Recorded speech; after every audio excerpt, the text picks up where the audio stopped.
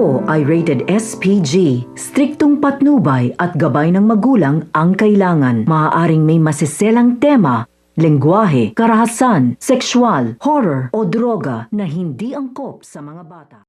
Kinausap na nga nito ni Roberto itong si Ponggay, ngunit hindi nga niya makumbinsi ito na sabihin kung nasan nga itong si Tanggol. Kaya naman itong si Ponggay ay nasa bingit nga ng kapamakanan dahil na nga rin kay Roberto. Dahil sa hindi nga ito makumbinsi ay pinag-utos nga niya sa pulis na itong si Ponggay ay patahimikin na. Wala namang kamalay-malay itong si Ponggay sa kanyang nalalapit na pagpapatahimik ni Roberto sa kanya. Sa kabilang banda naman nga sinabi naman ni Santino kay Rigor na itong si Marites ay kinausap nga siya upang makipag-ayos kay Tanggol.